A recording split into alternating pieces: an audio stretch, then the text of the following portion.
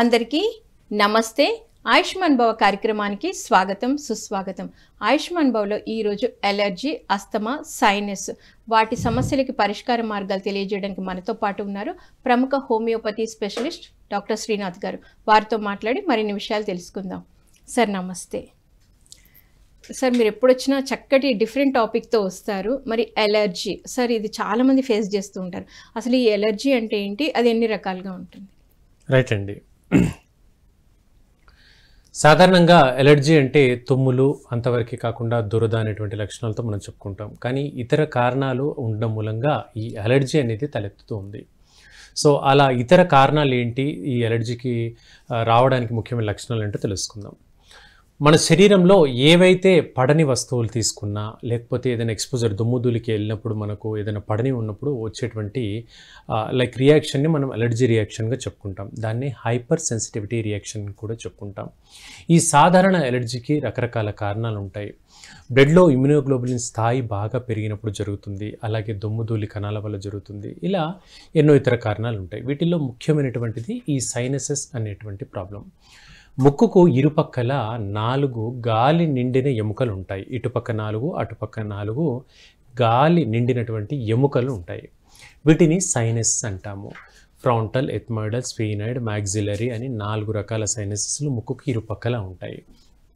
ఇప్పుడు మనం మాట్లాడుతున్న మాట బయటికి స్పష్టంగా రావడానికి గల కారణమే ఈ సైనసెస్ ఉండడం మూలంగా. సో ఎప్పుడైతే ముక్కులోని ద్రవాలు ఈ ఎముకల్లో బాగా నిండిపోతాయో అప్పుడు మనకు సైనస్ ప్రాబ్లం అనేది వస్తుంది. తుమ్ములు అధికంగా ఉండడము, తల భారంగా అనిపించడము, తల ముందుకు ఉంచినప్పుడు విపరీతంగా బరువుగా అనిపించడము, దీంతో పాటుగా హెడేక్ ఉండడము, ఇవి సైనస్ తాలూకు లక్షణాలండి. దీంతో పాటుగా ముక్కు చీదినప్పుడు బ్లడ్ పడడం కూడా ఎక్కువగా కనిపించేటువంటి ప్రమాదం ఈ సైనసైటిస్ ప్రాబ్లంలో కనపడుతుంది. అయితే ఇది రకరకాల కారణాలతో, శరీరంలో వేడెక్కువైనప్పుడు, చిన్నతనంలో అయినటువంటి గాయాల మూలంగా, ఫుడ్బోర్న్ రియాక్షన్స్, అలర్జీ రియాక్షన్స్ మూలంగా, ఇలా రకరకాల కారణాలతో ఈ సైనస్ ప్రాబ్లం అనేది వస్తుంది. అయితే ఈ సైనసైటిస్ ప్రాబ్లంకి చాలామంది ఒక మాత్ర వేస్తూ దాన్ని బ్యాలెన్స్ చేస్తూ పోతారు. అంటే ఒక ట్యాబ్లెట్ వాడితే ఒక 12 గంటలు లేదా 24 గంటల పాటు జలుబు రాకుండా ఉంటుంది. ఇక జీవితాంతం ఈ మాత్రలు వాడుతూ ఉంటారు. చాలా వరకు తెలిసిందే, సిట్రజిన్ లాంటి మాత్రలు వాడుతూ ఉంటారు. ఇలా ఎక్కువ కాలంగా ఈ మాత్రలు వాడడం మూలంగా శరీరంలో తట్టుకునే శక్తి బాగా తగ్గిపోతుంది. తద్వారా ఇతర సమస్యలు వచ్చేటువంటి అవకాశం కూడా ఉంటుంది. కాబట్టి ఇలాంటి సమస్యలతో బాధపడేటువంటి వ్యక్తులు దీనికి హోమియోపతి మందులు వాడుకున్నట్లయితే చాలా చక్కగా ఈ సమస్య నుంచి బయటపడతారు. సార్, ఇప్పుడు ఎలర్జీకి, సైనస్కి, అస్తమాకి రిలేటెడ్ ఉంటుందా సార్? రైట్ అండి. ఇప్పుడు మనం చెప్పుకున్నటువంటి ఎలర్జీ తాలూకు లక్షణాలు అంటే కేవలం తుమ్ములు, హెడేక్ అంతవరకు పరిమితమై ఉంటే అలర్జీ అంటాం. సో ఈ అలర్జీకి గల కారణం ఏంటి అంటే ఈ సైనసిస్ ప్రాబ్లం. ఈ సైనసిస్ ప్రాబ్లం అనేది వయసుతో నిమిత్తం లేకుండా వెరీ యంగ్ అడల్ట్, లైక్ ఒక 15-20 సంవత్సరాల ఏజ్ గ్రూప్ పిల్లలతో మొదలుకొని పెద్దవాళ్ళలో వరకు ఎవరికైనా ఈ సైనస్ ప్రాబ్లం రావచ్చు. అయితే ఈ సైనస్ ప్రాబ్లంకి చల్లటి నీళ్ళు, చల్లటి కూల్ డ్రింక్స్, చల్లటి వాతావరణమే కాకుండా సరైనటువంటి రెస్ట్ లేకపోవడం వల్ల కూడా ఈ సైనస్ ప్రాబ్లం వస్తుంది. అలాగే మన చుట్టూ ఉండేటువంటి వాతావరణంలో దుమ్ము, ధూళి కణాలు ఎక్కువగా ఉండడము, పొల్యూషన్ అధికంగా ఉండడము, పెంపుడు జంతువులు ఎక్కువగా పెంచుకోవడము, మొక్కలు, చెట్లు, గడ్డి, అలాగే పెస్టిసైడ్స్ ఎక్కువ, అంటే క్రిమిసంహారక మందులు చుట్టుపక్కల ఏమైనా ఎక్కువగా పంట పొలాల మధ్య చల్లినప్పుడు, అవి మన ఇంటి పక్కల్లో ఉన్నప్పుడు ఇవి ఇన్హేల్ చేసినా కూడా ఈ సైనసెస్ లక్షణం వచ్చేటువంటి అవకాశాలు ఎక్కువగా ఉంటాయి. సో అందుకే ఇప్పుడు ఇంట్లో పెంపుడు జంతువులు పెంచుకుంటాం, కుక్క, పిల్లి ఇలాంటివి ఏమైనా పెంచుకున్నప్పుడు కూడా వాటిని ఎక్కువగా మన బెడ్ పైన, సోఫా పైన నిలబడుతూ కూర్చుంటూ ఆడుకుంటూ ఉన్నాయనుకోండి, వాటిపైన మనం కూర్చున్నప్పుడు వాటి యొక్క డస్ట్ వల్ల కూడా ఈ సైనసెస్ లక్షణం వచ్చే అవకాశం ఉంటుంది. అండ్ వీటికి మందులతో మేనేజ్ చేయడమే కాకుండా ఈ ఎక్స్టర్నల్ ఫ్యాక్టర్స్ని మనం శుభ్రం చేసుకోవాలి. అలాగే మన ఇంట్లో పరిసరాల్లో ఏసీ కానీ, గోడలల్లో కానివ్వండి, ఈ పక్షులు ఎక్కువగా నివసిస్తూ ఉంటాయి, పావురాలు కానివ్వండి. సో ఇవి ఎక్కువగా పక్షులు నివసించినప్పుడు వాటి యొక్క రెట్టలు అక్కడ ఉండి అవి డ్రై అయిపోయిన తర్వాత, గాల్లో కలిసిపోయిన తర్వాత వాటిని ఇన్హేల్ చేయడం మూలంగా కూడా మనకు ఈ సైనసైటిస్ ప్రాబ్లం వచ్చే అవకాశం ఉంటుంది. ఇది ఎక్కువగా ముదిరినట్లయితే బ్రాంకైటిస్ లక్షణానికి దారితీస్తుంది. అంటే ఈ సమస్య తుమ్ములు, ముక్కు కారడం, తలనొప్పి కాకుండా శ్వాస పీల్చుకోవడంలో కూడా ఇబ్బందికరంగా మారచ్చు. దాన్నే మనం అలర్జిక్ బ్రాంకైటిస్ అంటాము. అంటే ఇది ఎలా గుర్తించవచ్చు? పడుకున్నప్పుడు పిల్లి కూతలు లాంటి శబ్దాలు రావడము, దగ్గు ఎడతెరపి లేకుండా రావడము, దగ్గు ముఖ్యంగా రాత్రి టైంలో రావడము, ఆయాసంగా అనిపించడము, దగ్గి స్పిట్ చేయాలి ఉమ్మాల్సినటువంటి అవసరం రావడము, ఇవన్నీ కూడా అలర్జిక్ బ్రాంకైటిస్ తాలూకు లక్షణాలను చెప్పుకోవచ్చు. దీనికి ఇంకా ఎక్కువగా స్మోకింగ్ చేసేటువంటి వ్యక్తులకు ఇది మొండిగా మారేటువంటి ప్రమాదం కనిపిస్తుంది. సార్ మీరు ఇందాక అన్నారు మొక్కల దగ్గర ఉన్నా కూడా సైనస్ వచ్చే ఛాన్సెస్. సార్ ప్లాంట్స్ అనేది మనం చక్కగా పెంచుకుంటాం, మరి అలాంటప్పుడు దాన్ని ఎలా సార్? రైట్ అండి. అంటే వీటికి ఏంటంటే ఇప్పుడు మనందరికీ తెలిసిందంటే ఇండోర్ ప్లాంట్స్ కూడా పెంచుకుంటున్నాం. వీటిల్లో ఆక్సిజన్ ఎక్కువ ఉంటుందని, ఆహ్లాదకరంగా ఉంటుందని, మంచిది అని ఎన్నో రకాలుగా మనం పెంచుకుంటున్నాం. సో అంటే ఔషధ గుణాలు ఉండేటువంటి మొక్కల్ని కూడా ఇండోర్లో మనం పెంచుకుంటూ ఉంటాం.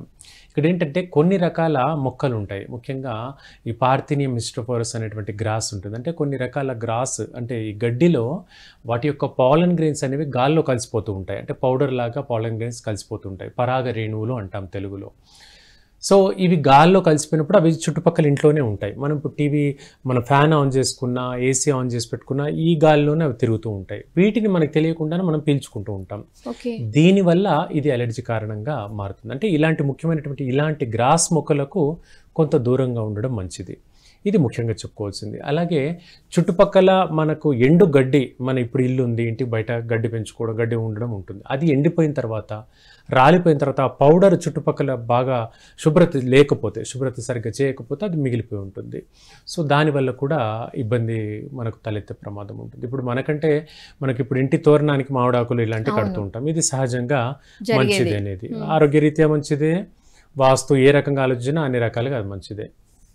ఇప్పుడు ఇది ఎండిపోయిన తర్వాత, అంటే ఎగ్జాక్ట్ మామిడాకులు కాదు, గ్రాస్ ఎటువంటిదైనా ఎండిపోయిన తర్వాత పౌడర్ లాగా మారుతుంది. ఆ పౌడర్ని ఇన్హేల్ చేయడం మూలంగా మనకి అలర్జిక్ బ్రాంకైటిస్ తత్వం వస్తుంది. కాబట్టి అంటే ఇక్కడ ఏంటి తెలుసుకోవాల్సిందంటే శుభ్రత ముఖ్యం. అలా ఏదైనా డ్రై అయ్యి ఆకులు లీవ్స్ అని పడిపోయినా కూడా వాటిని శుభ్రంగా ఉంచుకుంటూ ఆ పరిసరాల్లో మనం లేకుండా ఉంటే మాత్రం ఈ బ్రాంకైటిస్ ఉండదు. ఎందుకంటే ఒక్కసారి అలర్జిక్ బ్రాంకైటిస్ వచ్చిందనుకోండి, ఇక జీవితాంతం ఉంటుంది. 2 ఏళ్ళు 3 ఏళ్ళు అది సమస్య ఎక్కువ కాలంగా మనతో పాటు ప్రయాణిస్తూ ఉంటుంది. కాబట్టి శుభ్రత, మన చుట్టుపక్కల శుభ్రత మెయింటైన్ చేసుకుంటే ఈ బ్రాంకైటిస్ అనేటువంటి లక్షణం రాకుండా కాపాడుకోవచ్చు.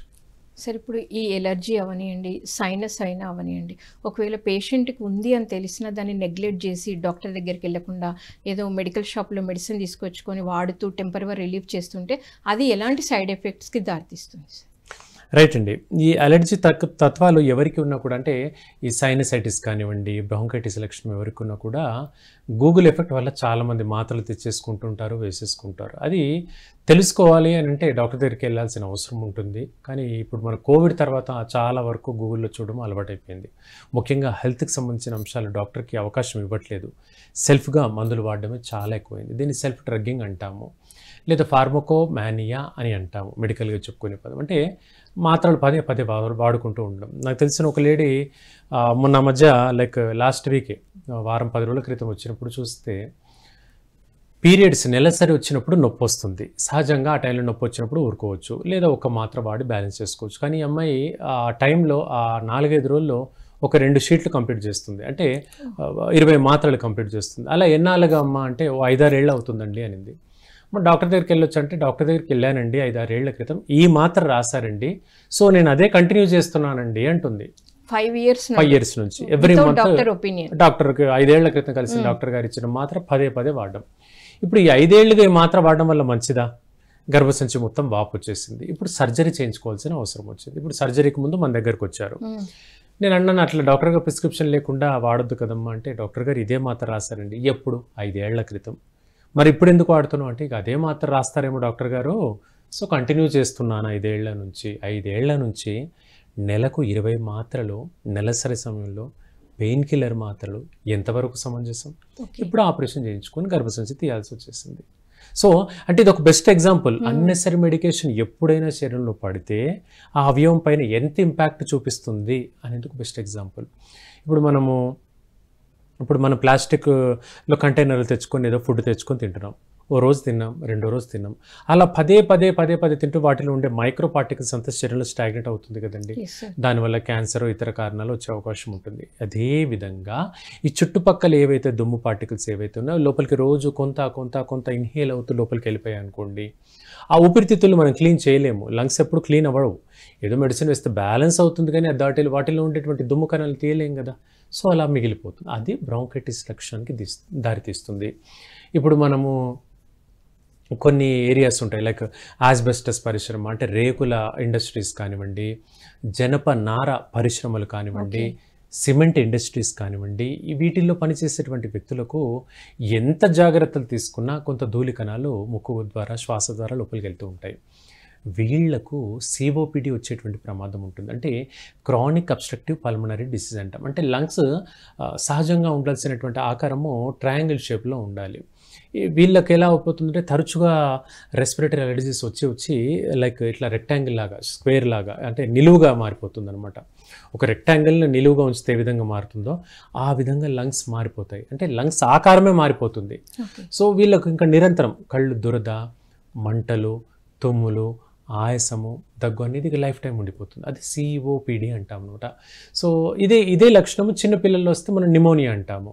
చిన్నపిల్లలు అంటే 4 ఏళ్ల లోపు పిల్లలు వస్తే నిమోనియా అంటాం. తెలుగులో నిమ్ము అంటాము. సో నిమ్ము నిండింది, డాక్టర్ గారి దగ్గరికి వెళ్ళాము, అడ్మిట్ అయ్యాము, ట్రీట్మెంట్ తీసుకొని వచ్చాము అంటూ ఉంటారు. సో ఇది పిల్లల్లో వస్తే నిమోనియా అంటాము. పెద్దవాళ్ళకు వస్తే సిఓపిడి అనేటువంటి బ్రీతింగ్ డిజార్డర్గా చెప్తాం. ఇది కొంతమేర ప్రాణాంతకంగా కూడా మారుతుందండి. అశ్రద్ధ చేస్తే డేంజర్, ప్రాణానికే ప్రమాదంగా కూడా మారచ్చు. సార్ మరి మీరు అన్నారు ఇది డస్ట్ ఎలర్జీ, మొక్కలు, వీటి వల్ల చిన్నపిల్లలకు మరి వాళ్ళకి దేని వల్ల వస్తుంది సార్? పెద్దవాళ్ళు అంటే వాటిల్లో ఉంటారు కాబట్టి ఓకే. అవును. సో పిల్లల్లో ఇవి రెస్పిరేటరీ అలర్జీస్ ఎలా అంటే నిమోనియా అంటాం వాటిని మనము. ఇది డస్ట్ రిలేటెడ్ ఆస్పెక్ట్లో కాదండి. ఇక్కడ ఏంటంటే తల్లి గర్భంలో నుంచి బయటకు వచ్చినప్పుడు గాలికి పీల్చుకోవడం అనేది తొందరగా అలవాటు పడలేదు లంగ్స్. కాబట్టి నెలల వయసు పిల్లల్లో ఈ ప్రాబ్లం వచ్చే అవకాశం ఉంటుంది. నెలలే అంటే 10 నెలలు 11 నెలల లోపు పిల్లల్లో నిమోనియా వచ్చే అవకాశాలు చాలా ఎక్కువగా ఉంటాయి. అంటే తల్లి గర్భంలో నుంచి గాలి పీల్చుకోవడం అనే అంశం కాకుండా బయట వాతావరణం నుంచి శ్వాస తీసుకోవడం ఇబ్బందికరంగా మారుతుంది. అంటే లంగ్స్ అనేవి ఆ స్థాయిలో ఇంకా డెవలప్ అవ్వలేదు, దానికి అక్లమటైజ్ అవుతున్నాయి. అలవాటు పడుతున్న దశలో ఈ నిమోనియా వచ్చేటువంటి అవకాశం పిల్లల్లో కనపడుతుంది. అలా పిల్లల్లో నిమోనియా వచ్చి మళ్ళీ ఎప్పటిలాగే మనం చూస్తూ ఉంటాం, ఇంజెక్షన్స్ అని, యాంటీబయాటిక్స్ అని, సెలైన్స్ అని వాడుతుంటాం. ఇలా నెలల వయస్సు పిల్లలకు కూడా హోమియోపతి మంచిదండి. హోమియో మందులు మంచివి. ఏమాత్రం సైడ్ ఎఫెక్ట్ లేకుండా తగ్గించేందుకు అవకాశం హోమియోపతిలో ఈ కండిషన్కి ఉంటుంది. సో అలా ఎవరైనా ఎక్కువ కాలంగా సఫర్ అవుతున్నాం, పదే సిక్ అవుతున్నాం, పదే డాక్టర్ గారిని కలవాల్సి వస్తుంది అనేటువంటి వ్యక్తులు హోమియోపతి మందులు వాడుకోవచ్చు. దానివల్ల లాభం ఏంటంటే ఇప్పటి మందం ఈ ప్రాబ్లం తగ్గుతుంది, అలాగే ఇమ్యూనిటీ పెరగడం మూలంగా భవిష్యత్తులో ఈ సమస్య రాకుండా కాపాడుకోవచ్చు. సార్ మీరు అన్నారు పిల్లలకు కూడా హోమియోపతి మెడిసిన్ వాడొచ్చు అని. సో ఈ మెడిసిన్ అనేది అంటే పేషెంట్ కండిషన్ బట్టి ఎన్ని మంత్స్ ఉంటుంది, ఆ టైంలో వాళ్ళు ఎలాంటి జాగ్రత్తలు తీసుకోవాలి? రైట్ అండి. ఈ లక్షణము అంటే వారం 10 రోజులుగా ఉంది అంటే కేవలం 5 రోజుల పాటు మందులు వాడితే సరిపోతుందండి. అది ఎక్కువ కాలంగా ఉంది అంటే 1 నెల 2 నెలలుగా వాళ్ళకు ఉంది అంటే మన దగ్గర కూడా ఒక 2 to 3 months మందులు వాడాల్సిన అవసరం ఉంటుంది. ఇక్కడ జాగ్రత్తలు అంటే పెద్దగా పథ్యం అంటూ ఏమీ ఉండదు. తీసుకున్నటువంటి ఆహారంలో కాఫీ, టీలు వాడకం కొంచెం తగ్గించుకోవాలి. అలాగే రా ఆనియన్ అంటే పచ్చి వెల్లుల్లి, లైక్ అల్లం, వెల్లుల్లి ఇలాంటివి కొంచెం పచ్చిగా ఉండేటువంటి ఆనియన్స్ తీసుకోవడం తగ్గించుకోవాలి. ఎందుకంటే వీటిల్లో ఉండేటువంటి ఔషధ గుణాల మూలంగా అది మందు పైన ప్రభావితం చేసి మందు సరిగ్గా పని చేయకపోవచ్చు. అందుకనే అంటే నష్టమేం వాటిల్లదు, కానీ మెడిసిన్ అనేది సరిగ్గా యాక్ట్ అవ్వదు. కాబట్టి మెడిసిన్ వాడేటువంటి రోజుల్లో, హోమియోపతి మెడిసిన్ వాడేటువంటి రోజుల్లో వీటికి కొంచెం దూరంగా ఉంటే మంచిది. తద్వారా మనకి ఈ ప్రాబ్లం అనేది రాకుండా కాపాడుకోవచ్చు అండి. సార్ ఇప్పుడు మరి ఈ హోమియోపతి మెడిసిన్ తీసుకున్నప్పుడు పర్మనెంట్ సొల్యూషన్ అనేది దొరుకుతుందా? తప్పకుండా అండి. ఇప్పుడు ఆస్తమా కానివ్వండి, సైనసైటిస్ లక్షణాలు కానివ్వండి, ఈ లక్షణాలు దీర్ఘకాలికంగా వేధిస్తూ ఉంటాయి. ఇప్పుడు మనం డాక్టర్ గారి దగ్గరికి వెళ్తే అలర్జీ మాత్రను, ఇంకో డాక్టర్ గారి దగ్గరికి వెళ్తే ఇన్హేలర్ ఇస్తూ ఉంటారు, ఒక చిన్న గొట్టెల లాంటిది ఇచ్చి పీల్చుకోమని చెప్తూ ఉంటారు. ఇవి ఏంటంటే బ్రాంకోడైలేటర్గా పనిచేస్తాయి. అంటే శ్వాసనాళాన్ని కొంచెం వైడ్ చేస్తాయి. దానివల్ల గాలి లోపలికి వెళ్ళేందుకు, గాలి బయటకు వచ్చేందుకు హెల్ప్ఫుల్గా ఉంటుంది. బట్ ఇది కొంత మేరకు మాత్రమే. అంటే ఆ ఇన్హేలర్ యొక్క ప్రభావం 5-6 గంటల వరకు పనిచేస్తుంది. ఆ 5-6 గంటలు బాగుంటుంది. 5-6 గంటల తర్వాత మళ్ళీ యథావిధిగా మారుతుంది. సో ఈ ప్రాబ్లం అక్కర్లేకుండా హోమియోపతి మందులు వాడితే లాభం ఏంటి అంటే లైఫ్ టైం కూడా ఇతర మందులు వాడకుండా మనం కాపాడుకోవచ్చు. దానివల్ల ఓన్లీ హోమియోపతి మందులతోనే ఈ ఆస్తమా లక్షణాన్ని శాశ్వతంగా మనం తగ్గించుకోవచ్చు. సార్ ఇప్పుడు అస్తమా దగ్గరికి వచ్చేస్తే అసలు ఈ అస్తమా అనేది ఎలా వాళ్ళకి స్టార్ట్ అవుతుంది సార్ అసలు? రైట్ అండి. సైనస్ లక్షణాలు బాగా ముదిరినప్పుడు వచ్చేటువంటి కండిషన్ని ఆస్తమా లక్షణంగా చెప్పుకోవచ్చు. ఒక మాటలో చెప్పాలంటే దీన్ని బ్రాంకియల్ ఆస్తమా అని అంటాము.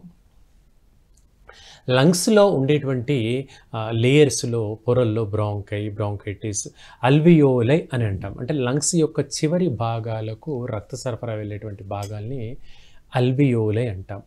ఇవి ఎలా అంటే ఇప్పుడు మన గ్రేప్స్ ద్రాక్ష గుత్తుల్లాగా లంగ్స్లో ఉంటాయి. ఈ భాగాలకు మనకు సరిగ్గా ఆక్సిజన్ సప్లై అందితేనే హెల్తీగా ఉంటాము. ఎప్పుడైతే వీటికి సరిగ్గా ఆక్సిజన్ సప్లై అందలేదనుకోండి, మనము లంగ్స్ పాడవుతున్నందుకు సూచన. అలా పాడవుతున్న క్రమంలో ఈ బ్రాంకియల్ ఆస్తమా కండిషన్ తలెత్తేటువంటి ప్రమాదం కనపడుతుంది. అంటే ఒక్క మాటలో చెప్పాలంటే ఏంటి అంటే, గాలి లంగ్స్కి సరిగ్గా అందదు. ఆ లంగ్స్కి గాలి సరిగ్గా అందక శ్వాస పీల్చుకోవడం చాలా ఇబ్బందికరంగా మారుతుంది. ఎగపోత అంటాం. శ్వాస పీల్చుకున్నప్పుడు ఎగపోత, ఒళ్ళంతా చెమట్లు పట్టేయడము, తలనొప్పి రావడము, గాబరాగా అనిపించడము, పడుకుంటే నిద్ర రాకపోవడము, పడుకుంటే గాలి పీల్చుకోవడం కూడా కష్టంగా ఉండడము. సో పడుకున్న వ్యక్తి లేచి కూర్చోవాల్సి వస్తుంది. కుర్చీ కానుకొని నోరు తెరిచి గాలి పీల్చుకుంటే కొంచెం హాయిగా అనిపిస్తుంది. ఇలాంటి లక్షణాలు బ్రాంకియల్ ఆస్తమాలో ఉంటాయి. అప్పుడు బ్రాంకియల్ ఆస్తమా మొండిగా అవుతుంది అనేందుకు సంకేతంగా మనకు గోళ్ళు పింకిష్గా లేదా వైలెట్ అల్లనేరేడు పండు కలర్లో వైలెట్ కలర్లోకి మారిపోతూ ఉంటాయి గోళ్ళు. అలాగే లిప్స్ కూడా వైలెట్ రంగులో మారిపోతూ ఉంటాయి. చర్మం అరచేతుల యొక్క చర్మం అంతా బాగా డ్రైగా మారిపోతుంది, పొడిగా మారిపోతుంది. సో పాదాల వాపు ఇవన్నీ కూడా బ్రీతింగ్ ఇష్యూస్ కనపడుతున్నాయి, బ్రీతింగ్ ప్రాబ్లం అవుతుంది అనేందుకు సంకేతంగా కనిపిస్తాయి. సో దగ్గరి లక్షణాలు మళ్ళీ గుండెకు సంబంధించిన ప్రాబ్లం కూడా కనపడతాయండి. గుండెకు సంబంధించి గుండెపోటు ఇలాంటివి వచ్చినప్పుడు కూడా ఇలాంటి లక్షణాలే కనపడతాయి. ఇక్కడ మనం తెలుసుకోగలిగింది ఏంటంటే, డాక్టర్ గారి దగ్గరికి వెళ్తే పరీక్ష చేస్తే అది గుండెకు సంబంధించిందా, ఊపిరితిత్తుల వ్యవస్థకు సంబంధించిందా అనేది డాక్టర్ గారు చూసుకుంటారు. దాన్ని బేస్ చేసుకొని మెడిసిన్ వాడామనుకోండి, బ్రీతింగ్ ఇష్యూస్ అన్నీ కూడా సకాలంలో క్యూర్ అవుతాయి, అవి ముదరకుండా కాపాడుకోవచ్చు. అండ్ ఈ ప్రాబ్లం ఎవరికి ఉన్నా కూడా హోమియోపతి బెస్ట్ మెడిసిన్గా చెప్పుకోవచ్చండి. రెగ్యులర్గా వాడుకుంటే ఈ సమస్య చాలా చక్కగా తగ్గుతుంది. సార్, ఇప్పుడు మీరు అన్నట్టు ఈ అస్తమా కూడా ఏ వయసు వాళ్ళకైనా వచ్చే ఛాన్సెస్ ఉందంటారా సార్? అస్తమా ఎవరికైనా రావచ్చండి. మనకు ఇప్పుడు 10 ఏళ్ళు 12 ఏళ్ళ పిల్లల నుంచి మొదలుకొని పెద్దవాళ్ళ వరకు ఎవరికైనా రావచ్చు. దీనికి నిదర్శనం ఏంటి అంటే, చాలా వరకు ముక్కు దూలం ఎముక క్రాస్గా ఉన్నప్పుడు వస్తుంది అంటారు. అంటే ఈ ముక్కు ఎముక ఉంది కదండి, ఇది పుట్టుకతోనే కొందరికి క్రాస్గా ఉంటుంది. దాన్ని డీవియేటెడ్ నేజల్ సెప్టమ్ అంటాము. అలా ఉన్నప్పుడు రావచ్చని చాలామంది అనుకుంటారు. కానీ పుట్టుకతోనే డీవియేటెడ్ నేజల్ సెప్టమ్ అనేది 90% మందికి ఉంటుంది. అందరికీ అది ప్రమాదకరంగా మారదు. సో ఇది కాకుండా ముక్కు లోపల కండ ఏర్పడుతుంది, పాలిప్స్ అంటాము, నేజల్ పాలిప్స్ అని అంటాము. ఈ కండ బాగా ముక్కులో బాగా ఏర్పడి గాలి పీల్చుకోవడానికి ఇబ్బందికరంగా మారితే కూడా మనకు ముక్కులో పెయిన్ రావడం, ఇదంతా నొప్పిగా ఉండడం అండి. ఇదంతా స్వెల్లింగ్ ఉంటుంది, తల ఐబ్రోస్ భాగం అంతా స్వెల్లింగ్ ఉంటుంది. తల ఇట్లా ముందు కొంచెం అనుకోండి విపరీతమైనటువంటి నొప్పి రావడం, ఇవన్నీ అయితే ఇవి పిల్లల్లో కనపడతాయి. 12 ఏళ్ళలో పిల్లల్లో ఎక్కువగా కనపడతాయి. పాలిప్స్ కానివ్వండి, అడినైడ్స్ అంటాము. అడినైడ్స్ అంటే పిల్లల్లో ఫారింజల్ టాన్సిల్స్ ఇన్ఫ్లేమ్ అయ్యి వాపుకు గురవుతూ ఉంటాయి. ముక్కు వెనక భాగంలో గడ్డల్లాగా పొరలు ఏర్పడి అవి వాపు గురవుతాయి. సో గాలి పీల్చుకోవడం అనేది ఇబ్బందికరంగా మారుతుంది. అది అడినైడ్స్ అంటాము పిల్లల్లో. ఈ అడినైడ్స్ ఉండేటువంటి పిల్లల్లో బరువు పెరగడం ఉండదు, అలాగే హైట్ పెరగడం కూడా ఉండదు. కొంచెం జ్ఞాపక శక్తి మందగిస్తుంది, డల్గా ఉంటారు, సరిగ్గా ఇతర పిల్లలతోని కోఆర్డినేట్ చేయరు, ఎంతసేపు పడుకోవాలనిపిస్తుంది, తొందరగా సిక్ అవ్వడం అనేది ఈ పిల్లల్లో కనబడుతుంది. సో ఇవి అడినైడ్స్ తాలూకు లక్షణాలండి. సార్, మరి ఇందాక మనం మాట్లాడుకున్నాము వాళ్ళకి ఈ ఎలర్జీ అనేది వివిధ రకాలుగా వస్తుంది అని చెప్పారు. మరి చాలామంది వ్యవసాయ పనులు చేసుకుంటూ ఉంటారు సార్. మామూలుగా అయితే మనం ఏమనుకుంటాం, ప్రకృతిలో ఉంటే చాలా చక్కగా ఉంటాం అనుకుంటాం. మరి అలాంటి వాళ్ళకి, ఈ వ్యవసాయ కూలీలకి, వ్యవసాయం చేసుకునే వాళ్ళకి వచ్చినప్పుడు వాళ్ళు ఎలా ప్రికాషన్ తీసుకోవాలి? రైట్ అండి. ఇక్కడ మనం తెలుసుకోవాల్సిన అంశం ఏంటంటే, రోజువారీ పనిచేసేటువంటి వ్యక్తులు పెస్టిసైడ్స్కి, ఇదే ఈ క్రిమి సంహారక మందులకు ప్రతిరోజు ఎక్స్పోజర్ ఉంటుంది. కాబట్టి రోజు కొంత ఎక్స్పోజర్ ఉండడం, ఆ జాగ్రత్తలు తీసుకున్నప్పుడు వాటిల్లో ఇమ్యూనిటీ డెవలప్ అవుతుంది. అది మోతాదు బాగా మించితేనే స్కిన్ ఎలర్జీస్ రావడము, లేదా ఆయాసం రావడం అనేది ఆ వ్యక్తుల్లో కనపడుతుంది. ఇక ఆ మొక్కలకు వీటికన్నిటికి స్ప్రే చేసిన తర్వాత కొన్ని గంటల పాటు వాటికి దూరంగానే ఉంటారు వాళ్ళు. అంటే 12 గంటల నుంచి ఒక 20 అవర్స్ 24 అవర్స్ వరకు దూరంగానే ఉండాల్సిన అవసరం ఉంటుంది వాటికి స్ప్రే చేసిన తర్వాత, పురుగుల మందులు చల్లిన తర్వాత. సో ఆ టైం కల్లా అవి ల్యాప్స్ అయిపోతాయి. అంటే దానిలో ఉండేటువంటి ఆ పాయిజనస్ ప్రోడక్ట్ అంతా కూడా కరిగిపోతుంది, ఇంకిపోతుంది. కాబట్టి అప్పుడైతే కంగారుగా ఉండదు. బట్ ఈ బ్రీతింగ్ ఇష్యూ ఉన్న వాళ్ళకు మాత్రం ఈ స్ప్రే చేసిన తర్వాత మళ్ళీ బ్రీతింగ్ ప్రాబ్లం వచ్చే అవకాశం ఉంటుంది. ముఖ్యంగా ఈ బ్రాంకైటిస్ కానివ్వండి, ఆస్తమా లక్షణంతో సఫర్ అయ్యే వాళ్ళకు మాత్రము ఇది తిరగబెడుతుందండి. కాబట్టి అలాంటి వ్యక్తులు ఖచ్చితమైన జాగ్రత్తలు తీసుకోవడము, మాస్క్ పెట్టుకోవడం ఇలాంటి జాగ్రత్తలు తీసుకోవడంతో పాటు హోమియోపతి మందులు కొంతకాలం పాటు ఒక సుమారుగా ఈ వర్షాకాలము, చలికాలము ఒక సీజన్ అంతా కూడా రెగ్యులర్గా ఒక 6 నెలల పాటు అలా వాడుకుంటే మాత్రము ఇమ్యూనిటీ బాగా పెరుగుతుంది. ఈ ప్రాబ్లం రాకుండా కాపాడుకోవచ్చు. సరే, ఇప్పుడు ఒక కాలర్ ఉన్నారు, కాల్ తీసుకుందాం. హలో అండి. హలో హలో మీ పేరండి? హలో మేడం, మీ పేరు, ఎక్కడి నుంచి మాట్లాడుతున్నారు? హలో మేమా, చెప్పండి మేడం. కొంచెం గట్టిగా మాట్లాడరా మేడం చెప్పండి, మాకు వినబడుతా ఉంది, మీరు మాట్లాడండి మేడం. అయితే ఆ రోజు ఫోన్ చేసినప్పుడు నంబర్ రాసిస్తా, డబ్బులు కట్టుండ్రి, మందులు పంపిస్తా అన్నాడు. ఓకే. అయితే మరి మళ్ళా నేను ఫోన్ చేసేటప్పుడు వేరే నంబర్ ఏమన్నా ఇస్తారా? ఎప్పుడు పడితే చేసి మాట్లాడడానికి? ఇస్తారమ్మా, ఇస్తారు. ప్రోగ్రామ్ అయిపోయిన తర్వాత నీకు నంబర్ ఇస్తారు, అది చూసుకొని చేసి మాట్లాడు, సరేనా? వినవట్లేదా? ఈ ప్రోగ్రాము అయిపోయిన తర్వాత ఇంకొక నంబర్ ఇస్తారు, దానికి ఫోన్ చేసి మాట్లాడు. ఓకేనా మేడం? మేడం, మీకు ఏమైనా ఇప్పుడు డాక్టర్తో మీ సమస్య ఏమైనా చెప్పాలనుకుంటున్నారా మేడం? చెప్పాలనుకుంటాను. చెప్పండి. చెప్పినాము, మొన్న వేరే మేడం మాట్లాడింది, మాట్లాడితే 300 రూపాయలు డబ్బులు కట్టుంది, పంపిస్తా అన్నది. అది ఓకే మేడం, మీకు మెడిసిన్ వస్తుంది, అదంతా ఓకే. ఇప్పుడు సార్తో మీరు అస్తమా గురించి వీటి గురించి ఏమైనా మాట్లాడాలనుకుంటున్నారా? అదే దురద గురించి మాట్లాడుతున్నా. మచ్చలు పోతలేవు, బాగా దురదలు ఎత్తాన్ని, మచ్చలు నల్ల మచ్చలు పోతలేవు, బాగా అయినాయి మచ్చలు. మున్పటిగా ఉన్నాయి కానీ దాని ఎక్కువ దురదలు ఎత్తాండి. అదేనమ్మా, ఇప్పుడు నువ్వు చెప్పిన మాట నాకు అర్థమైంది. ఇప్పుడు మేడంతో మాట్లాడినా అంటున్నావు, ఏ మేడమో ఎవరో నాకు అర్థం అవ్వట్లేదు. సరే, నువ్వు మేడంతో మాట్లాడినా అంటున్నావు కదా, మందులు తెప్పించుకొని వాడు. మరి ఎందుకు అవస్థ పడుతున్నావు? ఇప్పుడు ఫోన్లో మనం మాట్లాడితే కూడా ఆ మచ్చలు ఏ రకంగా ఉన్నాయో చెప్పలేము. రకరకాల సమస్యలు ఉంటాయి వాటిల్లో. సోరియాసిస్లు ఉంటాయి, ఎగ్జిమా అంటాము, రకరకాల ఫంగల్ ఇన్ఫెక్షన్స్ ఉంటాయి. ఏ ప్రాబ్లమ్ తెలుసుకొని మందులు వాడాలి. నువ్వు ఒక పని చెయ్యి, ప్రోగ్రామ్ అయిపోయిన తర్వాత మన ఫోన్ నంబర్ ఉంటుంది, వాటికి వాట్సాప్లో ఫోటోలు పంపు, చూసి అదేమైనా మనం చేయగలిగితే నేను చెప్తాను, సరేనా? Okay madam, thank you. మరి డాక్టర్ గారు చెప్పినట్టు మీరు ఫాలో అవ్వండి. మీరు వాట్సాప్కి పంపిస్తే చక్కటి పరిష్కారాన్ని సార్ చూపిస్తారు. థ్యాంక్ యూ అమ్మ, thanks for your calling. Sir, మరి ఇందాక తను దురదలు అంటున్నారు, అంటే ఈ దురదలు మళ్ళీ అవి ఈ ఎలర్జీకి కూడా అయ్యే ఛాన్సెస్ ఉన్నాయి సార్? రెండు ఒకటేనా? రైట్ అండి.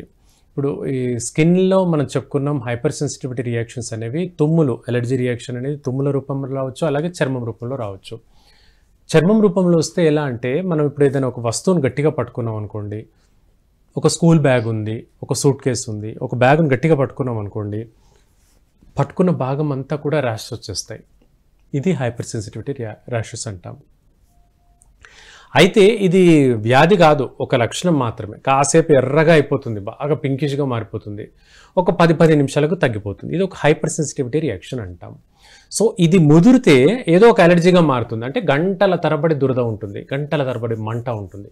ముదిరితే కనబడుతుంది, ముదరకపోతే ఏం ఇబ్బంది లేదు. సో ఇలాంటి లక్షణాలు అనేవి 2 రకాలుగా అలర్జీ తుమ్ముల రూపంలో ఉంటాయి, చర్మం పైన కూడా ఇంపాక్ట్ అయి ఉంటుంది. ఇప్పుడు మనం కాలర్తో మాట్లాడుకున్నాం, చర్మానికి అలర్జీ అంటుంది తను.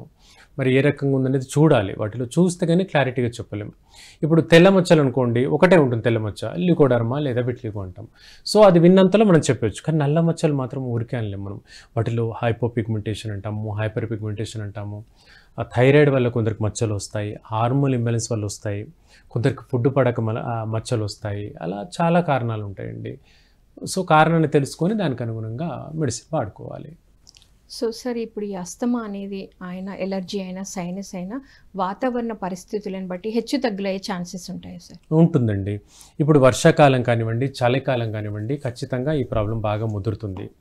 ఎండాకాలంలో బ్రీతింగ్ ఇష్యూస్ అనేవి చాలా వరకు తగ్గుతాయి, కానీ కొందరిలో విపరీతంగా ఉంటాయి. కొందరిలో ఎలా అంటే ఇప్పుడు నీరు ఉండేటువంటి కూరగాయలు బీరకాయ, సొరకాయ, ఆనపకాయ అంటాం, సొరకాయ, లేదా పళ్ళల్లో వాటర్ మెలన్ కానీ మస్క్ మెలన్ కానీ ఇలాంటివి తీసుకున్న తర్వాత తుమ్ములు అధికమవుతాయి. వీటిని పోస్ట్ నేజల్ డ్రిప్ అంటాము. అంటే ముక్కు ఎప్పుడు కారుతూ ఉంటుంది, ముక్కు కారడము తుమ్ములు. ఇక ఏ సీజన్ అయినా ఇంతే, ఇది వర్షాకాలం చలికాలం ఎండాకాలం అనేది ఎప్పుడైనా ఉంటుంది. దాంతోపాటు ముక్కు ఈ భాగం దగ్గర విపరీతంగా నొప్పి ఉంటుంది, తల ముందుకు వచ్చినప్పుడు నొప్పి అధికంగా ఉంటుంది, ముక్కు కారడం ఉంటుంది, గొంతులో ఎప్పుడూ ఏదో తట్టుకున్నట్టుగా అడ్డుపడ్డట్టుగా అనుక్షణం ఉంటూనే ఉంటుంది. ఇవన్నీ కూడా పోస్ట్ నేజల్ డ్రిప్ అని అంటామండి. ఈ లక్షణాలు ఫుడ్ వల్ల, వెదర్ వల్ల, ఈ రెండింటి కారణాల వల్ల అలర్జీ చూపిస్తూ ఉంటాయి. ఫుడ్ అంటే ఇప్పుడు మనం చెప్పాము, నీరు ఎక్కువగా శాతం ఉండేటువంటి ఫుడ్. ఇంకా వెదర్ వల్ల అంటే చల్లదనము, వర్షంలో తడవడం, ఈ రెండు కారణాలు. ఈ రెండు కారణాల వల్ల ఈ అలర్జీ తత్వం అనేది ఎక్కువ కాలంగా శరీరంలో మిగిలిపోతూనే ఉంటుంది. సో ఇలాంటి వ్యక్తులకు మనం సర్జరీ చేసినా కూడా ఉపశమనం ఉండదు. అంటే అవి తాత్కాలిక ఉపశమనాన్ని ఇస్తాయి. వీటిని ఫైన్ ఎండోస్కోపిక్ సైనస్ సర్జరీ అంటారండి. సో ఇక్కడ ఏంటంటే చిన్నపాటి సర్జరీ చేసి ఆ ముక్కులోని ద్రవాల్ని క్లీన్ చేస్తారు. అదొక 2 నెలలు కానీ ఒక 6 నెలలు కానీ బాగుంటుంది. 6 నెలలు అయిపోగానే మళ్ళీ యథావిధిగా మారిపోతుంది.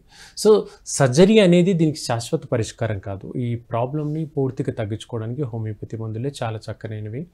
రెగ్యులర్గా మందులు వాడుకుంటే మాత్రము ఈ సమస్య ముదరకుండా సర్జరీ వరకు వెళ్లకుండా కూడా మనం కాపాడుకోవచ్చండి. సరే, ఇప్పుడు ఈ సైనస్, అస్తమా, ఎలర్జీ ఏవైతే ఉన్నాయో, ఫర్ ఎగ్జాంపుల్ మీ దగ్గరికి వచ్చారు పేషెంట్, వచ్చిన తర్వాత మీరు ఒక 6 months 1 year ట్రీట్మెంట్ ఇచ్చారు. తర్వాత ఇది తగ్గిన తర్వాత మెడిసిన్ ఆపేసిన తర్వాత మళ్ళీ తిరగబెట్టే ఛాన్సెస్ ఉన్నాయా? సో తెలుసుకునే ముందు ఒక కాలర్ ఉన్నారు సార్, కాల్ తీసుకుందాం. హలో అండి. హలో సార్, నమస్తే సార్, మీ పేరు, ఎక్కడి నుంచి మాట్లాడుతున్నారు? ఏలూరు జిల్లా అండి, జంగారెడ్డిగూడెం. సార్ మాట్లాడండి. నమస్తే డాక్టర్ గారు. నమస్కారం అండి, చెప్పండి. అంటే నాకు ఆయాసం ఉందండి, ఆత్మ. ఓకే. మాది ఏలూరు జిల్లా జంగారెడ్డిగూడెం, రాజమండ్రి గూడూరు వెంకటేశ్వరరావు దగ్గర నేను ట్రీట్మెంట్ తీసుకున్నాను చాలా. రైట్ అండి.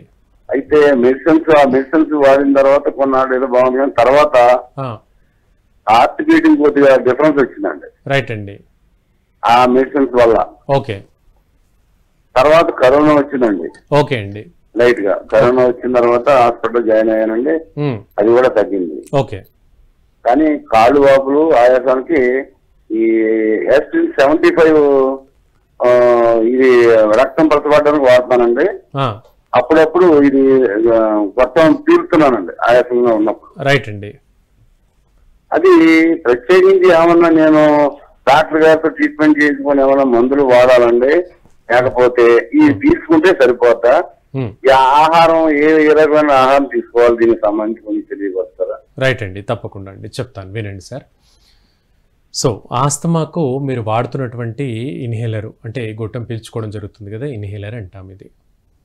ఇది మంచిదే, నష్టమేమీ లేదు. కాకపోతే ఇది జీవితాంతం మెడికేషను, జీవితాంతం వాడుతూనే ఉండాలి. ఇక్కడ ఏంటి, ఆ ఇన్హేలర్ వాడుతున్నప్పుడు ఒక 50 మోతాదు మాత్ర ఇచ్చారనుకుందాం.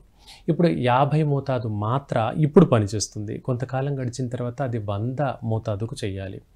ఇంకొంతకాలం గడిచినాక అది 200 మోతాదుకు చేయాలి. అలా మోతాదు పెరుగుతూనే ఉంటుంది తప్పించి తగ్గడం అనేది ఉండదు. ఇంకోటి, అది లైఫ్ టైం మాత్ర, జీవితాంతం వాడుతూనే పోవాలి. సో అలా వద్దు అనుకున్నప్పుడు సపోర్టివ్గా హోమియోపతి మందులు వాడుకోండి. అంటే అవి వాడుకుంటూ కూడా హోమియోపతి వాడుకోండి, ఒక 10 నిమిషాలు గ్యాప్ ఇచ్చి. లాభం ఏంటి అంటే కొన్నాళ్ళు గడిచాక ఇన్హేలర్లు వాడాల్సిన అవసరం పడదు, మీకు అస్సలు పడదు హోమియోపతి మందులు వాడుకుంటూ ఉంటే. ఇది మీ మొట్టమొదటి ప్రశ్నకు ఆన్సర్ అండి. ఇక రెండవది, మందులు మరి ఎక్కువ కాలం వాడిన తర్వాత, మానేసిన తర్వాత ఇది తిరగబెట్టదా? హోమియోపతి మందులు వాడిన తర్వాత ఆ కోర్సు 6 నెలలో 1 year డాక్టర్ గారు చెప్పారనుకోండి, ఆ కోర్స్ కంప్లీట్ చేసిన తర్వాత 95% పైగా ఇది రాదు. మరి ఎవరికి వస్తుందండి 5% అంటే, షుగర్ ఉంది కంట్రోల్లో లేదు, బీపీ ఉంది కంట్రోల్లో లేదు, ఇతర రుగ్మతలు ఏవో ఇంకా ఆస్తమానం ఇంకా వేరే ఏవైనా ఉన్నాయి అవి కంట్రోల్లో లేవు అన్నప్పుడు మాత్రము ఇది కొందరిలో తిరగబడుతుంది. కేవలం 5% మందికి మాత్రమే తిరగబడుతుంది. మందులు వాడుకుంటూ రెగ్యులర్గా ఉంటే ఏ గోలా లేదు, 95% పైగా మంచిగా మార్పు వచ్చి తగ్గిపోతుంది. సో ఇదండి మీరు గుర్తుపెట్టుకోండి, మీరు అడిగిన 2 ప్రశ్నలకు ఆన్సర్ ఇది.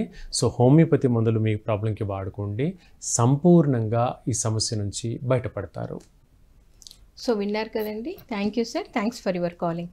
సార్ మరి ఇందాక మనం ఒక 6 months వాళ్ళు ఇంకా ప్రాబ్లం అంతా తగ్గిపోయింది, మెడిసిన్ కూడా ఆపేశారు, మళ్ళీ తిరగబెట్టే ఛాన్సెస్ ఉన్నాయా?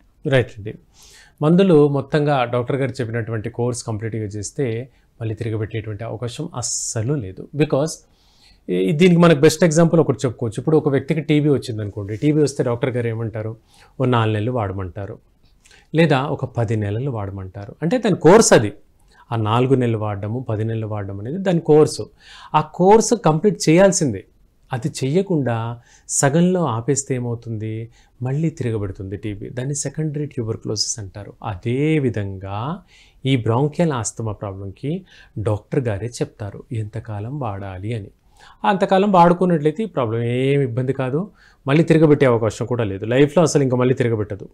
ఎందుకంటే ఈ మెడిసిన్ క్లోజింగ్ డోస్లో మళ్ళీ ఇమ్యూనిటీ బూస్టప్ మందులు ఇస్తారు, మేము కూడా ఇస్తాం, మన దగ్గర కూడా ఉంది. సో అలా ఇమ్యూనిటీ బూస్టప్ మందులు ఇవ్వడం మూలంగా ఏంటి అంటే భవిష్యత్తులో ఈ ప్రాబ్లం రాకుండా కాపాడుకోవచ్చు. అంటే సీజనల్గా కూడా చల్లో తడిచిన వర్షంలో తడిచిన ఇలా వీటన్నిటికీ కూడా మనకు ఇబ్బంది కలగకుండా ముందుకు తీసుకెళ్ళొచ్చండి. సార్ ఇప్పుడు ఈ ప్రాబ్లం ఉన్న వ్యక్తులు ఎవరైనా అంటే మిమ్మల్ని కన్సల్ట్ చేయాలనుకుంటే, ఫర్ ఎగ్జాంపుల్ మీది హైదరాబాద్లో ఉంది, వాళ్ళు వేరే ఊర్లలో ఉన్నారు, సో ఖచ్చితంగా ఒకసారి అయితే మీ దగ్గర క్లినిక్కి రావాల్సి ఉంటుంది. అవునండి, వస్తే మంచిది. ఇప్పుడు దూరంగా అంటే లైక్ ఇప్పుడు నెల్లూరు, కాకినాడ అలా ఎక్కడైనా ఉన్నారనుకోండి, ఫోన్ ద్వారా మాట్లాడవచ్చు. ఫోన్ ద్వారా మాట్లాడి వాళ్ళ పాత రిపోర్ట్లు ఏమైనా వాట్సాప్ ద్వారా పంపించారనుకోండి, నేను చూసి చెప్తాను. రాలేని పక్షం ఉందంటే హోమియోపతి మందులు కొరియర్ ద్వారా కానీ పోస్ట్ ద్వారా కూడా పంపించవచ్చు. రెగ్యులర్గా మందులు వాడితే మాత్రం ఇప్పుడు చెప్తున్న కాలర్స్ అందరికీ కూడా ఉపయోగకరంగా ఉంటుంది. భవిష్యత్తులో ఈ ప్రాబ్లం రాకుండా చాలా వరకు ప్రివెంటివ్ మందులు హోమియోపతిలో ఉంటాయండి. అంటే నివారణ మందులు, సమస్య ముదరకుండా నివారణ మందులు హోమియోపతిలో ఉంటాయి. ఇవి జాగ్రత్తలు పాటించుకోవాలి. సార్ ఇప్పుడు ఈ హోమియోపతిలో అంటే సైడ్ ఎఫెక్ట్స్ ఏమైనా ఉంటాయా సార్? రైట్ అండి, హోమియోపతి అంటేనే అసలు సైడ్ ఎఫెక్ట్స్ ఉండవు అని అర్థం. ఇంకా ఇంపాసిబుల్, అసలు ఇంకా సైడ్ ఎఫెక్ట్స్ గురించి మనం ఆలోచించాల్సిన అవసరం కూడా లేదు. ఇప్పుడు ఇక్కడ ఏదైనా డ్రగ్ యొక్క సైడ్ ఎఫెక్ట్ని నల్లిఫై చేస్తూ వచ్చినటువంటి మందులే హోమియోపతి మందులు. అందుకే హోమియోపతి మందుల్లో పసిపిల్లలకు కూడా అదే డోస్ ఇస్తాము, పెద్దవాళ్ళు 50 ఏళ్ళ 60 ఏళ్ళ వ్యక్తులకు కూడా అదే డోస్ ఇస్తాము. సో మోతాదు సేమే ఉంటుంది, మెటీరియల్ డోసెస్ లాంటివి ఉండవు కాబట్టి మోతాదు సేమ్ ఉంటుంది, ఇద్దరికి కూడా పనిచేస్తుంది. సో వీటిని వాడడం మూలంగా సైడ్ ఎఫెక్ట్ అనేది వచ్చే అవకాశం లేదు. కొందరు అంటారు ఇది వాడిన తర్వాత, ఇప్పుడు మనకు కాలర్ అన్నారు ఇది వాడిన తర్వాత హార్ట్కి సంబంధించి ఒక ప్రాబ్లం వచ్చింది అని అంటున్నారు, కానీ ఆధార రహిత మాటలవి. అంటే హోమియోపతి మందులు వాడడం వల్ల ఎలాంటి సైడ్ ఎఫెక్ట్స్ ఉండవండి. బహుశా హోమియోపతి మందులు వాడేటువంటి తరుణంలో ఆ కంప్లైంట్ బయటపడి ఉంటుంది, ఏది హార్ట్ కంప్లైంట్ బయటపడి ఉంటుంది తప్పించి హోమియోపతి మందుల వల్ల కాదు. ఇప్పుడు మనం బయట డాక్టర్ గారి దగ్గరికి వెళ్తే హోమియోపతి మందుల వల్లే వచ్చింది అన్నారనుకోండి, మనం అదే మనసులో పెట్టుకుంటాం, దానివల్లే వచ్చింది కాబోలు సో ఆ మందులకు దూరంగా ఉండాలి అనుకుంటాం. ఇవన్నీ రకరకాల అపోహలు. మార్కెట్లో డాక్టర్లకు పూర్తి స్థాయిలో అవగాహన లేక కూడా కొందరు అలా ఆ విధంగా మాట్లాడుతూ ఉంటారు. సో సరైన విశ్లేషణ కోసం ఏంటంటే సరైన హోమియోపతి డాక్టర్ గారిని కలవాలి. క్వాలిఫైడ్ డాక్టర్ గారిని కలిస్తే వాళ్ళ అనుభవం మేరకు సరైనటువంటి మందులు పెడతారు, పూర్తిగా ఈ సమస్య కూడా కంట్రోల్ అవుతుంది. సార్ ఇప్పుడు చాలామంది ఇండియన్స్ బయట కంట్రీస్కి కూడా వెళ్తున్నారు కదా, ఇట్లాంటి ప్రాబ్లం ఉండి వాళ్ళు ట్రీట్మెంట్ తీసుకుంటూ వేరే ప్లేస్కి వెళ్ళారనుకోండి, చక్కగా వెళ్ళొచ్చండి. ఓకే, చెప్పండి. అప్పుడు ఎలా ట్రీట్మెంట్ ఫోన్ ద్వారా మీరు చెప్తూ ఉంటారు, సో వాళ్ళు ఎలా కంటిన్యూ చేయాలి దాన్ని? రైట్ అండి, ఇప్పుడు ఈ ఆస్తమా ప్రాబ్లం కానీ బ్రాంకైటిస్ లక్షణం కానీ వీళ్ళకు ఉందనుకుందాం, వీళ్ళు బయటికి వెళ్తున్నారు. సో మెడిసిన్స్ అన్ని తీసుకొని వెళ్ళడమే. ఫస్ట్ కన్సల్టేషన్ మన దగ్గర వచ్చినప్పుడు ఆ కన్సల్టేషన్లో మొత్తం ఫ్యామిలీ హిస్టరీ కానీ జెనెటిక్ హిస్టరీ కానీ ఇవన్నీ స్క్రీనింగ్ ఉంటుంది. వీటిని బేస్ చేసుకొని మనం మెడిసిన్ ఇస్తాము. ఈ మెడిసిన్ ఇక్కడ ఉన్న రోజులు వాడుకోవడం, బయట కంట్రీకి వెళ్తున్నప్పుడు అవన్నీ క్యారీ చేసుకొని తీసుకొని వెళ్ళాలి, అక్కడ రెగ్యులర్గా వాడుకోవాలి. అలా రెగ్యులర్గా వాడారనుకోండి ఆ వెదర్కి కూడా ఇది ఇబ్బంది కలగకుండా ఉంటుంది. ఇప్పుడు మన దగ్గర అనుకోండి పిల్లలకు ఆస్తమా లాంటి లక్షణాలు వస్తే మనం కంగారు పడిపోతాం, బాగా అయ్యో సిక్ అయిపోయాడు, పిల్లలకి ఏ విధంగా వాళ్ళు చెప్పుకోలేకపోతున్నారు అని పేరెంట్స్ బాధపడుతుంటారు ఫస్ట్గా. అండ్ తొందరగా తగ్గేలా చూడండి డాక్టర్ గారు అని ప్రాధేయపడుతుంటారు. కానీ బయట కంట్రీస్లో మనం చూస్తే ఆస్తమా అనేది చాలా చిన్న విషయం అక్కడ. అంటే రెగ్యులర్ ఫీవర్ లాగా అత్యంత జలుబు దగ్గు ఫీవర్ లాగా అంతే అత్యంత కామన్గా. యుఎస్ఏ అమెరికానే చూసుకోండి, అత్యంత కామన్. ఆస్తమా అనేది చిన్న విషయం, చాలా చిన్నది. జ్వరం వచ్చిందా 2 రోజులు రెస్ట్ తీసుకో తగ్గిపోతుంది లాగా అంతే, జలుబు వచ్చింది అన్నట్టుగా. సో వీళ్ళల్లో ఆ పిల్లలు స్కూల్కి వెళ్ళేటప్పుడు కూడా పేరెంట్స్ ఏంటి టిఫిన్ బాక్స్ కట్టించినట్టుగా బ్యాగ్లో ఇన్హేలర్ పెట్టి పంపిస్తారు. అంటే ఎక్కడైనా స్కూల్లో ఇబ్బంది ప్రాబ్లం కలిగిందంటే ఇన్హేల్ చేసుకొని ముందుకు వెళ్ళిపో పని చేసుకొని బ్యాగ్లో ఇన్హేలర్ పెట్టి పంపిస్తారు అక్కడ స్కూల్. అది అత్యంత కామన్. ఇక స్కూల్ బస్సు లాంటి వాటిల్లో కూడా ఎమర్జెన్సీ కిట్లో ఇన్హేలర్ ఉంటుంది అక్కడ, అత్యంత కామన్. ఎందుకంటే అవి చల్లటి ప్రదేశాలు కదా, ఎప్పుడు మంచు కురుస్తుందో, ఎప్పుడు వర్షం పడుతుందో, ఎప్పుడు ఈదురు గాలులు వస్తాయో తెలియదు అట్లాంటి ప్రదేశాలు. సో అలర్జీ కానీ ఆస్తమా కానీ అంత తొందరగా అటాక్ అయ్యే అవకాశం ఉంటుంది కాబట్టి అత్యంత కాషియస్గా ఉంటారు. సో మన దగ్గర అంతా కాదండి, మన దగ్గర ఈ తీవ్రత బాగా మొండిగా వంశపారంపర్యంగా ఉంటేనే కనబడుతుంది తప్పించి వెదర్ చేంజ్తో తొందరగా బ్రీతింగ్ ఇబ్బంది అనేది మన దగ్గర ఏర్పడుతుంది. Sir thank you sir. మరి ఎలర్జీ, అస్తమా, సైనస్ అసలు అవి ఎందుకు వస్తాయి, వాటి పరిష్కారాలు ఏంటి ఎంతో అద్భుతంగా తెలియజేశారు. Thank you sir, thank you so much. ఈరోజు ఆయుష్మాన్ భవలో సైనస్, అస్తమా, ఎలర్జీ గురించి ఎంతో అద్భుతంగా తెలుసుకున్నాము.